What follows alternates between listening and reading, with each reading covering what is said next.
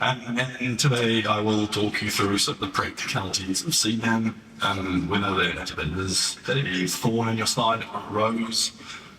We will see, but building that understanding is broadly good for everyone.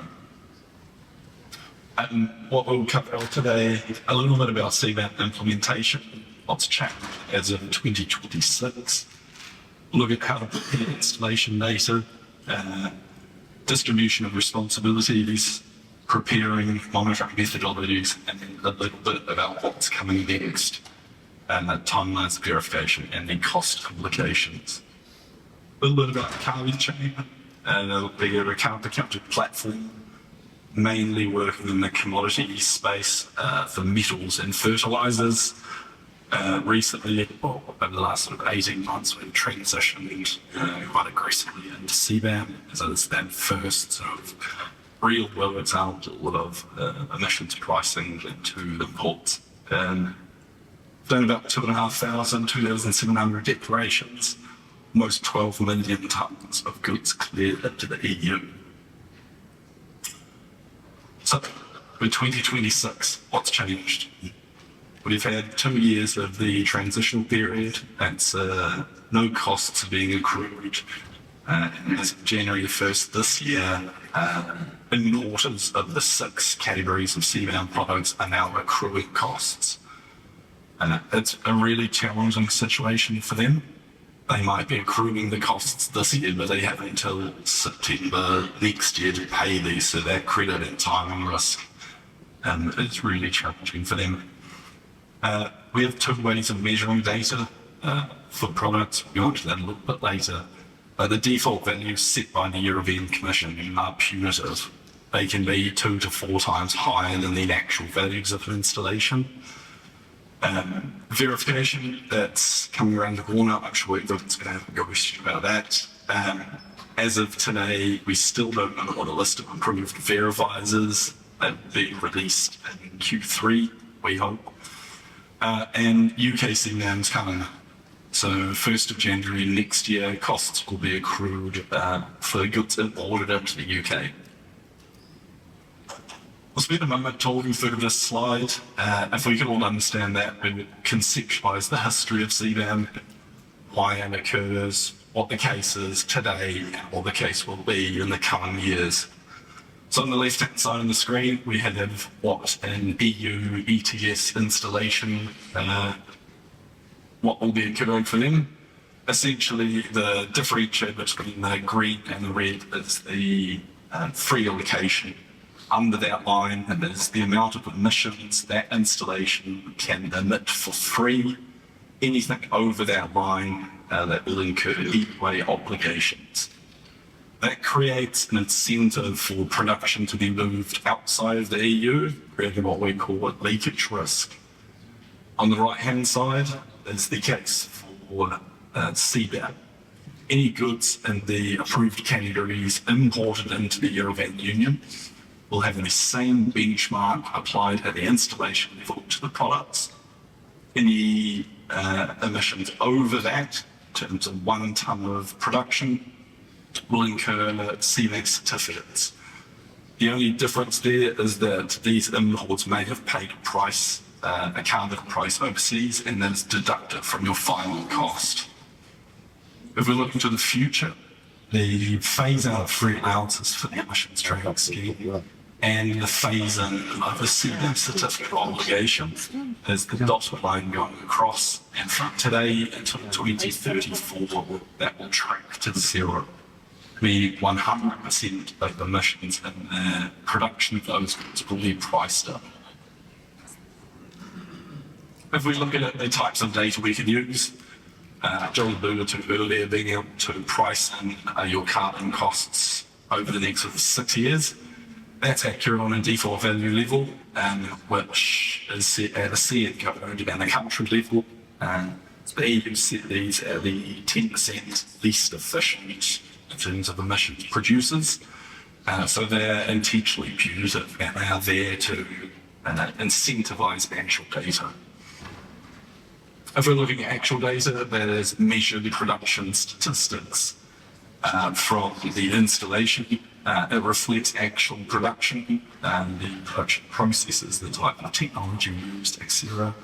And it typically, if not always, results in lower reported emissions, making your goods cheaper.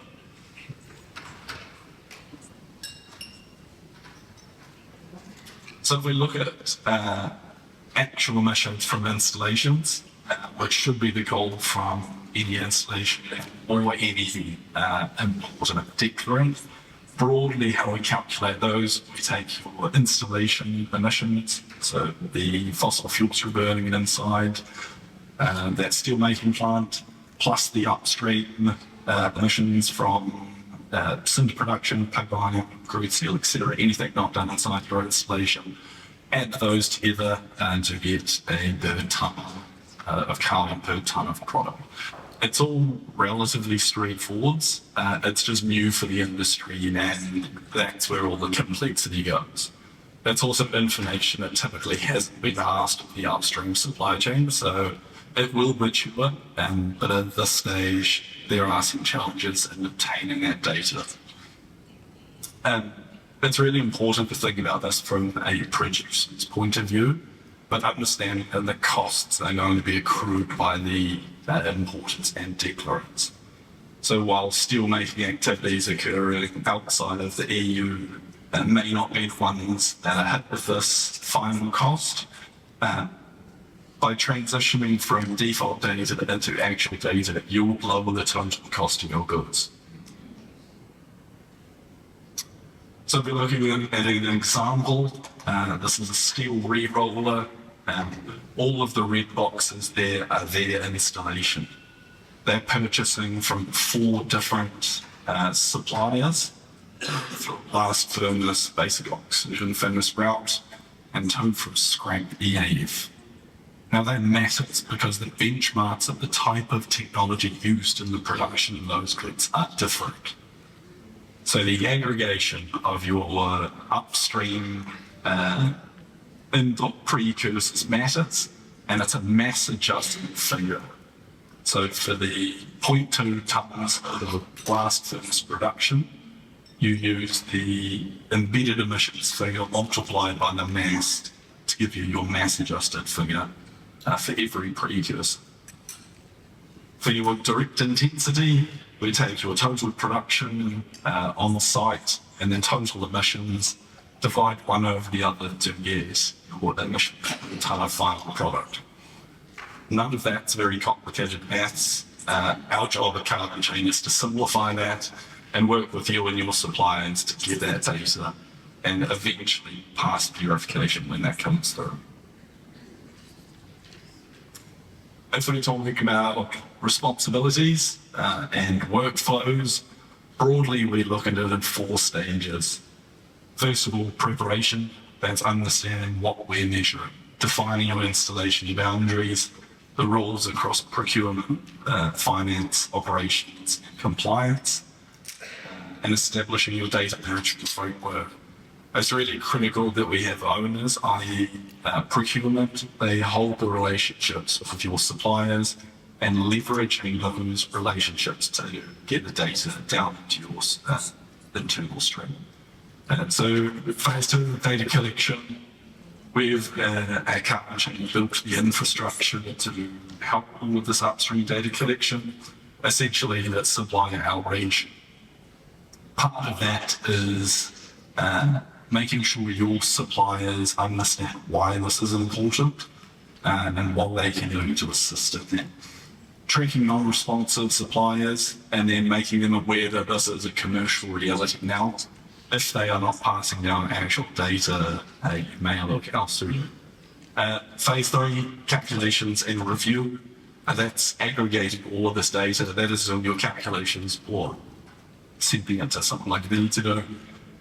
Again, not the most complicated of calculations, but ensuring that's done correctly and so you can pass verification next year and not have any surprises come up. Really, really important. Phase 4, reporting and verification. All of this data, if you want to use actual data, will need to be verified. We don't know who the list of verifiers is at this stage, but that will start in Q1 2027. So making sure you're preparing this data on a quarterly basis, not just those sort of spreadsheets, but also the underlying primary data is incredibly important. Structuring and managing data broadly for pillars there. Procurement looks at upstream. They're really important for engaging with your suppliers. Your sustainability function should have good awareness of the regulations and how to comply. Operations, they're the on-site experts. They'll define an understanding of production processes at the grounds. They also own a lot of the primary data, and that creates validation, internal sense checks. And then finance, trade compliance, they should be the ones accruing for these costs or passing down these sort of forecasts to customers. On the importer side, they're most likely you're to be responsible for your declarations and then these certificate purchases. Last thing here, I'll just quickly touch on monitoring methodology. There's been lots of questions recently about verification. Verification is quite easy to understand if we think about the data.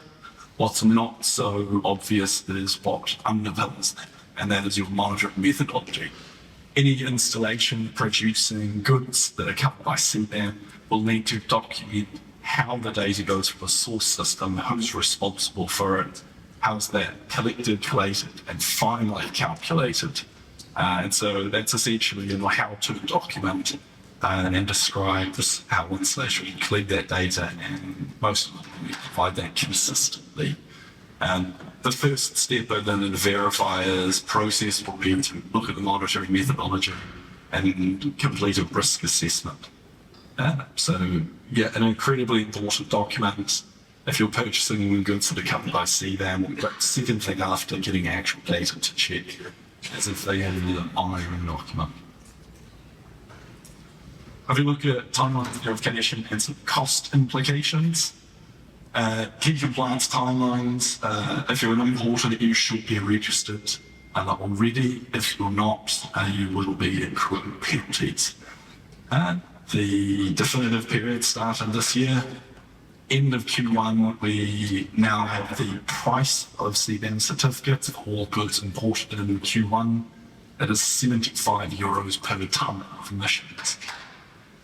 Q1 2027, installations will need to be preparing their operator's report and going through verification. And that final verified number and verification statement will need to be passed down to your importers, customers, and declarants. If you are an importer of CBAM goods, not much for you to do until Q1 next year, in which case certificate sales open, you calculate your exposure, total volume of goods, multiplied by the emissions intensity of those goods. The end of Q1 is likely to be your first payment to the European Commission, where you are required to hold 50% of your emissions exposure in CBAM certificates. And then you have until 30th of September 2027 to pay all of your 2026 exposure. You have a month after that for any repurchase cancellation clauses. So if you have purchased too many CBAM certificates, 1 month before you can no longer return those to the European Commission. Just a few comments on important countries for long products. Turkey, a really exposed country at the moment, just introduced a carbon pricing scheme. So there may be some Article 9 deductions, but those are uncertain at this stage. India, if you are procuring product from India, it is very important you look for actual values. The Commission's default values can be 4 or 5 times higher than actual values from what we've seen. Egypt, CIS, a few risks here as well in terms of verification. Ukraine integrated BOF. There is no recognised carbon pricing schemes there, so that's full exposure as well. A similar story for China, quite high emissions intensity at this stage in terms of their default values. There's been a little bit of resistance to the CBAM regime. That's starting to fade now, and we're seeing actual data flow. Their China ETS has recently covered steel as well, but again, unsure if that's going to result in any Article 9 deductions. We'll run you through a little case study that CarbonChain did for an aluminium plate manufacturer in Turkey. We looked at their total exposure of product going to the EU. And if we think about how to forecast what that looks like, there's broadly three scenarios. The best case scenario is 100% verified exposure. That means the installation and all of their suppliers went through and passed verification. The other bookend is full default values. The installation and all of their suppliers did not pass verification and resorted to default values, and then some version in between there. So for their total export volume into the EU, the difference between verified exposure and unverified, about 8 million euros. An incredibly huge amount for them to cost in 1 year. The most important one that we're seeing, though, is that middle ground of some verified data, some default data, which is in all likelihood going to be the case. That still reduces their exposure by over 6 million a year. So if this is attractive, this is a work we do quite often at CarbonChain, so please get in touch. A little bit about verification. The objective, we're looking at reasonable assurance. That's quite a high bar for the first year, considering lots of these installations have not gone through any type of emissions verification previously. Timeline, we're looking Q3 this year. The Commission should publish the list of approved verifiers. If you are impacted by this, we'd recommend reaching out to those as soon as possible. There is going to be a verification bottleneck. It starts 1st of January next year, must be completed before 30th of September. Broadly 7 steps. There's a mandatory on-site visit in the first year. Once that's been completed, the verifier issues a report. You have 2 to 3 weeks to correct any anomalies in that report before they issue their final verification statement. There's only one outcome we want, and that's pass. That means we can use actual values. If there's outstanding non-conformance or you do not go through a verification, default values will apply, and they, again, are punitive. All right, that's the current state, what's coming down the line. Some developments, indirect emissions likely to be included. These are all looking about 2028. Downstream products, so we're sort of looking at the commodity level at the moment. We're going into more finished goods. I'll touch on that a little bit. A review of the default value methodology, so that could be a little bit scary. The Commission has all the freedom it wants to increase those values. And then UK CBAM. If you're importing in there or are impacted by that, that is coming down the line. Good news, they will be aligned. There is no ETS linking at this stage, but broadly the boundaries between the EU and UK CBAM will match.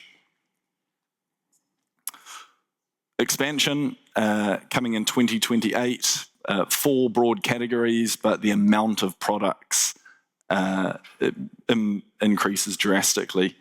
So another 7,500 importers and yeah, about 180 new products coming in, likely to be mirrored by the UK CBAM as well. Quickly touch on UK. So we have the primary legislation approved. We have the draft implementing acts approved. They're going through a round of discussions at the moment. We don't have any default values, meaning we can't look to price in any of the costs. And again, there's no view on the carbon price relief. So what ETS systems overseas will be approved. Key takeaways, CBAM costs alive. I'm sure everyone's aware of that. As much as you can, push your supply chains to move to actual values. That will save you and everyone else money. Developments are coming. They're going to increase the complexity. If you are not aware of them at the moment or actively managing them, please seek out some help. And again, responsibilities are shared. Though the costs fall on the importers, it's entire supply chain responsibility. There is no way around that. So fundamentally getting in contact with your upstream supply chain is incredibly important. And shameless plug, if you are struggling with any of this, please reach out. Thank you very much.